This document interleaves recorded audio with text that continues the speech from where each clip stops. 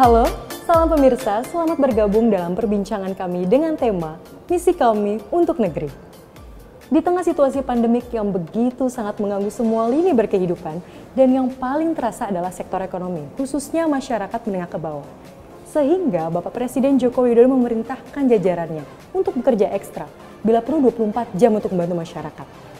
Banyak jenis bantuan yang disalurkan pada masyarakat, di antaranya adalah BST atau Bantuan Sosial Tunai. Narasumber kami sudah datang, yuk kita temui. Assalamualaikum Bapak. Waalaikumsalam warahmatullahi. Halo, salam pemirsa. Selamat bergabung dalam perbincangan kami dengan tema Misi Kami untuk Negeri. Dalam program Misi Kami untuk Negeri kali ini, kita akan bahas kerjasama pemerintah. Dalam hal ini adalah Kementerian Sosial dengan PT Pos Indonesia untuk menyalurkan BST. Dan kini telah hadir narasumber kami, yaitu adalah Bapak Iwan Sutardianta. Selamat datang dan bergabung Bapak. Beliau adalah Direktur Jaringan dan Layanan Keuangan. Kita langsung saja berbincang ya Pak ya? Ya, Baik. Mbak Elda siap. Baik Bapak. Bagaimana Pak kerjasama yang diharapkan antara pemerintah dalam hal ini Kementerian Sosial dengan PT Pos Indonesia Pak? Jadi kalau kita lihat kerjasama yang kita akan lakukan, PT Pos Indonesia itu perusahaan yang umurnya juga sudah cukup tua, di atas 270 tahun. Artinya pengalaman kami cukup banyak, kemudian kami memiliki jaringan yang sangat luas se-Indonesia, sehingga kami dengan kerjasama dengan Kemensos, Kementerian Sosial, ingin mengoptimalkan jaringan yang kami punya di seluruh Indonesia untuk membantu pemerintah, dalam hal ini adalah Kementerian Sosial, di dalam menyalurkan bantuan sosial tunai 2020 yang memang ini wilayahnya se-Indonesia, dan kami yakin dengan jaringan tersebut kami bisa fit dengan kebutuhan sehingga program tersebut bisa maksimal. Dan kami kalau namanya dengan Kementerian Sosial terkait dengan program-program seperti ini atau social protection program seperti ini bukan hal yang baru karena kami sudah melakukan sejak tahun 2005. Jadi insya Allah kami bisa memaksimalkan, bisa menuntaskan visi misi yang akan dilakukan oleh pemerintah di dalam mengatasi dampak dari pandemi COVID-19 ini. Mengingat bantuan ini harus segera sampai ke masyarakat hingga pelosok negeri Pak. Bagaimana data yang sudah dimiliki oleh PT Pos Indonesia? Jadi begini, terkait data itu merupakan faktor yang sangat penting di dalam penyaluran BST ini, karena memang siapa yang disalurkan itu memang berangkat dari data. Nah, data kami terima atau data dikirim dari Kementerian Sosial, berapa jumlahnya, kemudian untuk siapa, di mana saja gitu kan ya. Dan di mana saja itu untuk siapa tadi akurasinya sangat penting, karena once ini data itu bermasalah, tentunya yang diharapkan sama Bapak Presiden untuk bisa cepat, tentunya kita nggak bisa lakukan. Nah, makanya proses ini kita lakukan dengan sangat detail tanpa mengurangi kecepatan yang diharapkan oleh Bapak Presiden. Jadi kita mempunyai engagement yang sangat baik dengan Kementerian Sosial untuk bagaimana mengelola data sehingga proses itu akan menentukan proses kelancaran berikutnya. Kami setelah data clean dan clear, kita lakukan mapping. Kita mapping per provinsi, kita mapping per kabupaten atau pemerintah kota, kita mapping per kelurahan, sampai nanti kan ada by name by address gitu kan. Jadi setelah kita ini mapping, kemudian data itu baru kita dorong ke semacam ke server kita untuk nanti bagaimana itu proses itu di-download di masing-masing daerah di kantor kami. Sehingga itu akan memudahkan ini proses untuk penyaluran. Untuk strateginya bagi para penerima bantuan Bapak, mengingatkan Indonesia ini sangat luas dan mungkin banyak daerah-daerah 3T yang alat transportasi masih sangat sulit Pak. Aksesnya mungkin masih sangat sulit. Bagaimana strateginya Bapak? Memang yang penting untuk di awal dalam penyaluran ini adalah perencanaan. Perencanaan mulai dari data tadi. Jadi data itu kami bagi menjadi 3 klaster.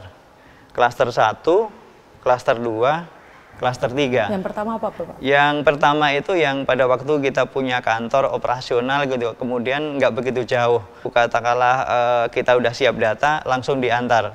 Kemudian yang klaster 2 yang perlu waktu tempuh, perlu waktu katakanlah sehari 2 hari untuk dari kantor di sini ke tempat yang lain untuk menuju tempat pembayaran. Kemudian yang klaster 3 itu adalah yang masuk di dalam kategori 3T tadi. Terluar, terdepan, terpencil ya ininya.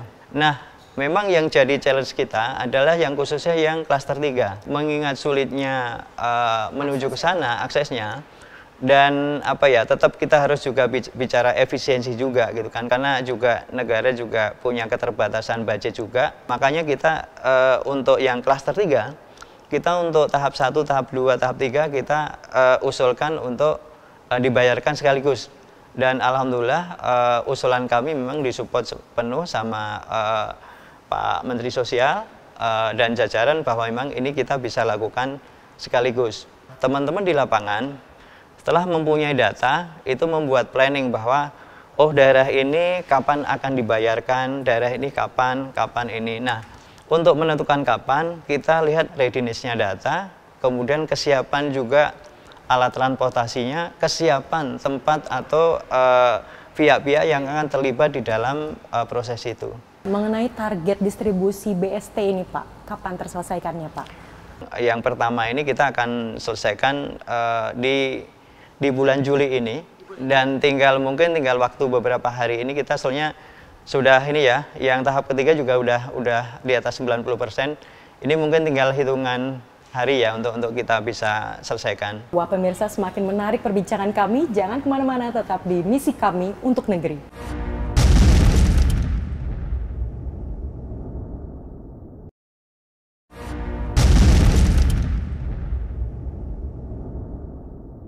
Masih di Misi Kami untuk Negeri, Bapak Iwan, ini kami ada kiriman video dari beberapa daerah Pak.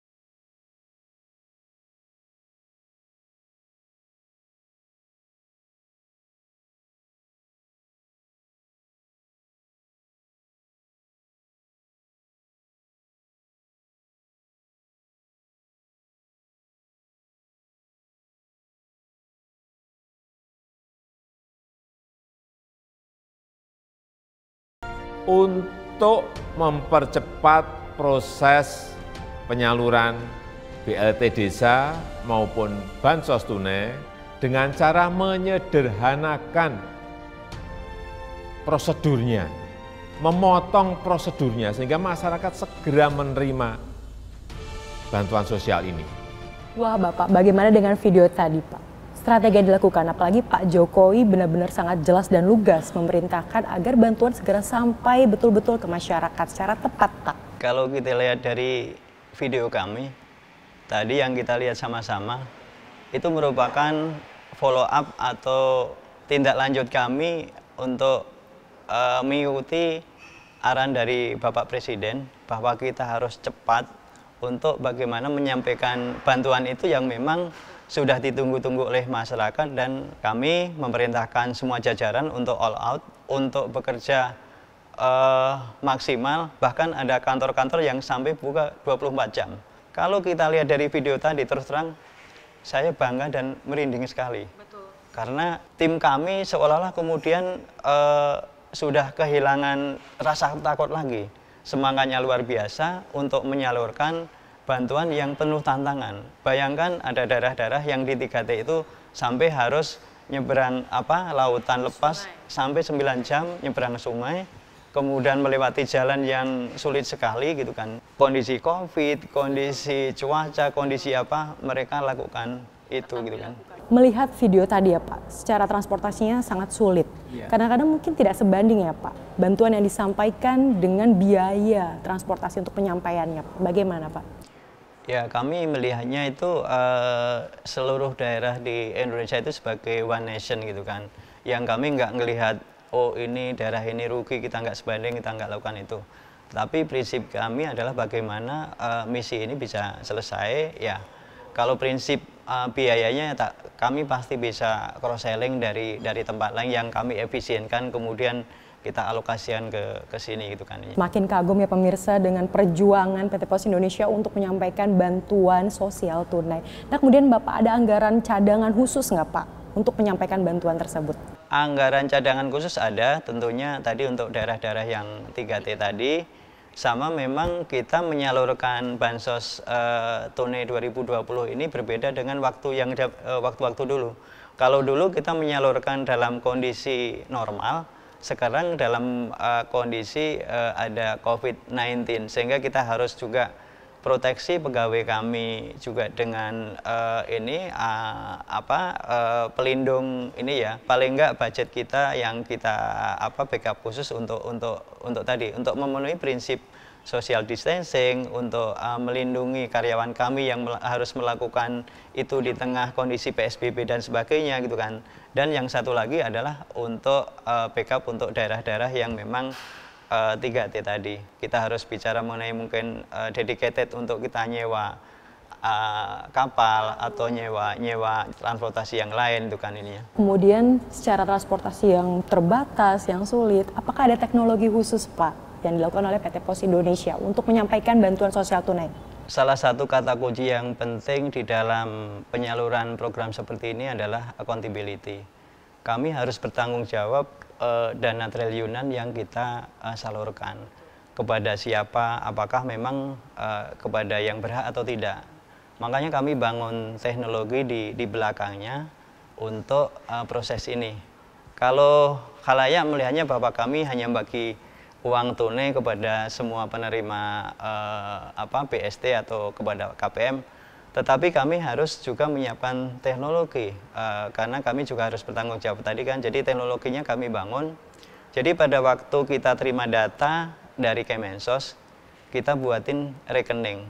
Jadi kalau teknologi yang kami punya sebenarnya sudah setara dengan perbankan, kami punya core banking system. Tapi karena kami bukan bank, namanya saya namanya menjadi core giro system. Kalau dulu Pos Indonesia namanya Pos dan Giro. Nah, layanan ini yang untuk backbone dari penyaluran ini menggunakan jasa giro.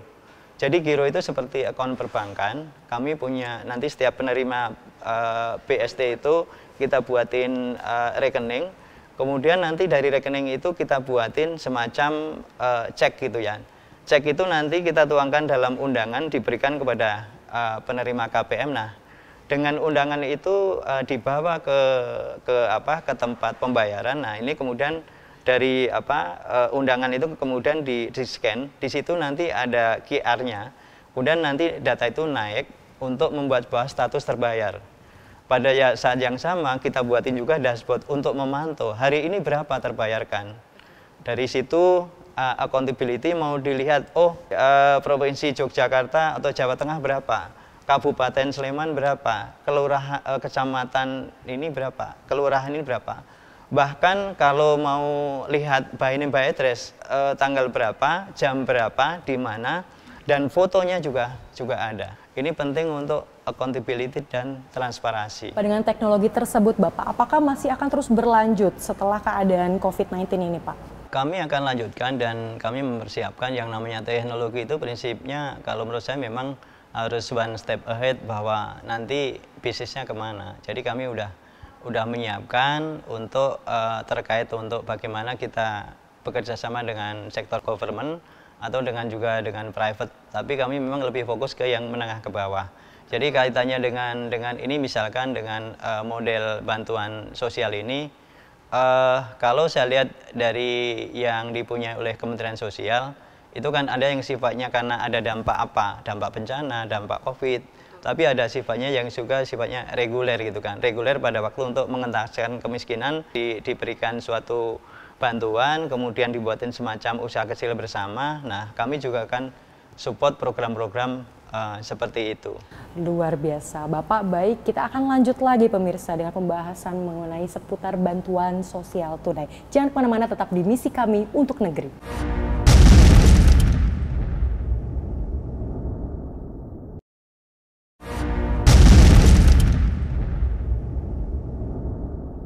Masih di Misi Kami untuk Negeri seputar penyaluran bantuan sosial tunai. Nah Bapak, bagaimana Pak? Apakah ada protes Pak dari masyarakat yang mungkin kok saya tidak dapat, kok mereka dapat? Saya ingin sampaikan bahwa tugas kami sebetulnya lebih hanya menyalurkan dana tersebut sesuai dengan data yang kami punya gitu kan. Pasti program semasif ini pasti ada persoalan gitu kan. Tetapi kalau dibandingkan dengan yang jalan mulus, yang jalan wajar, itu menurut saya ya tidak signifikan, dan itu memang menjadi tugas kami yang memang di garda depan untuk memberikan informasi itu kepada pihak terkait. Misalkan kerusuhannya seperti apa, ini masih bisa kita atasi atau kita hold. Nah, kita biasanya ngikutin itu. Saya sih suka pakai filosofi bagaimana menghadapi tantangan. Saya pakai filosofi pindah rumah. Pindah rumah itu pasti kita ribet dulu, tapi saya punya keyakinan bahwa at the end of the day gitu kan, pasti rumah kita rapih gitu kan. Dan itu terbukti. Jadi yang pertama challenge-nya lumayan karena masalah-masalah yang terjadi gitu kan, masih fine tuning lah ininya. Tapi kemudian di tahap kedua gitu kan sudah lebih lancar gitu kan, tahap ketiga dan selanjutnya. Dan pada waktu program ini akan dilanjutkan, saya yakin ini kelancarannya akan jauh lebih tinggi. Iya. Kemudian Bapak, untuk penerima bantuan Pak, kan mungkin ada yang disabilitas, kemudian sakit, kemudian juga lanjut usia. Apakah memang sesuai didatakannya Pak? Ya, tadi mungkin belum kami sampaikan bahwa kami punya tiga channel paling tidak untuk melakukan pembayaran. Channel di kantor pos, kemudian channel di komunitas seperti di kecamatan, di kelurahan, atau di lokasi yang dekat dengan penduduk itu. Kemudian juga kita door to door diantar. Nah, door to door diantar kita khususkan untuk yang kondisi-kondisi khusus tadi.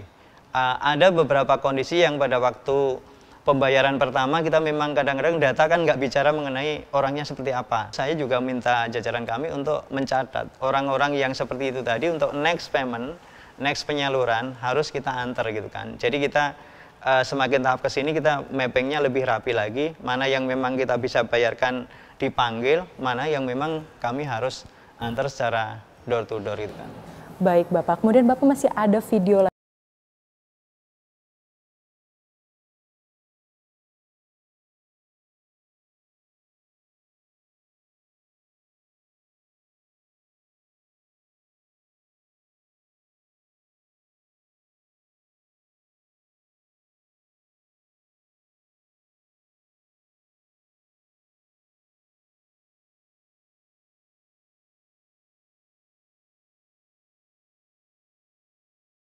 Seperti video tadi Pak, kita juga sebelumnya melihat kan Pak, PT Pos Indonesia menyalurkan bantuan dengan akses yang sangat sulit, khususnya mungkin ke daerah 3T ya Pak. Tapi ada juga masyarakat dalam jumlah banyak mengunjungi kantor terkait gitu ya Pak ya, untuk mengambil bantuan.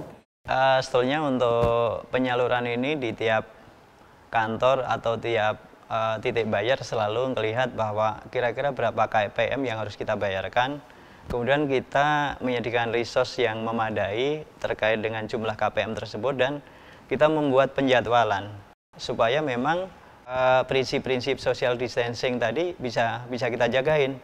Tapi dalam realita, katakanlah orang dipanggilnya jam 10 gitu kan, tetapi pengen jam 6 udah datang semuanya gitu kan, seperti itu. Nah, ada tim semacam field manager gitu yang memang sudah kita bekali knowledge bahwa pada waktu menghadapi kondisi seperti itu seperti apa.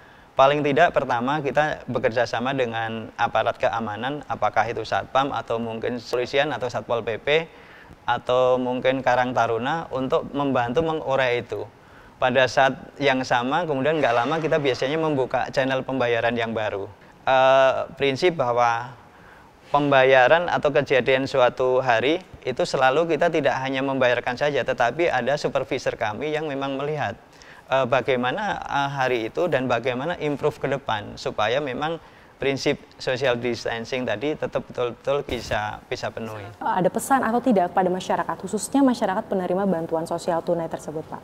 Saya harapkan untuk sabar mengikuti jadwal pada waktu pembayaran gitu kan, dan menjaga prinsip social distancing supaya memang program ini berjalan lancar, tidak menimbulkan dampak yang tidak kita inginkan. Yakinlah bahwa pada waktu Bapak Ibu sekalian itu memang menjadi penerima BST, insya Allah pasti akan dibayar, dan komunikasi dengan aparat setempat, apakah itu RT RW, lurah, untuk bisa berkomunikasi tentang kapan akan dibayarkan dan di mana harus melakukan pengambilan bansos tunai ini. Kami jajaran Pos Indonesia merasa bangga, merasa sangat terhormat untuk ambil bagian di dalam program kemanusiaan ini, sehingga kami ingin menyampaikan terima kasih kepada pemerintah yang sudah mempercayakan pada PT Pos Indonesia untuk berpartisipasi di dalam program bansos tunai ini, yang tentunya juga sangat menentukan di dalam keberjalanan ini adalah dukungan dari Bapak Presiden yang sempat mengunjungi pembayaran bansos tunai di kantor Pos Bogor beberapa waktu lalu, dan juga arahan beliau yang selalu disampaikan untuk memberikan bantuan ini secepat-cepatnya. Itu tentunya menggelorakan semangat kami. Sekali lagi kami sampaikan kepada Bapak Presiden Joko Widodo atas arahan beliau, atas motivasi beliau di dalam menyukseskan program Bansos Tunai 2020, dan juga kepada Bapak Menteri Sosial kita, Bapak Juliari Batubara, dan jajaran Kementerian Sosial yang membangun engagement yang luar biasa dengan kami, yang tanpa lelah untuk turun ke lapangan untuk sama-sama menyukseskan program ini. Dan juga kami sampaikan terima kasih kepada Bapak Menko PMK, Bapak Muhadjir Effendi, yang juga selalu memberikan motivasi, memberikan arahan, dan juga turun ke lapangan. Wah, alhamdulillah, terima kasih Bapak ya, rasanya Pelong sudah mendengar penjelasan dari sumbernya langsung. Saya doakan Bapak untuk PT Pos Indonesia dan juga jajaran yang sedang melaksanakan tugas berat namun mulia ini selalu mendapatkan perlindungan Tuhan dan juga kekuatan untuk selalu membantu masyarakat. Dan semoga bangsa Indonesia bebas dari musibah ini sehingga kita semua dapat hidup normal kembali tanpa ketakutan. Indonesia aman dan damai. Terima kasih telah bergabung dalam perbincangan kami di Misi Kami untuk Negeri. Salam, sampai jumpa.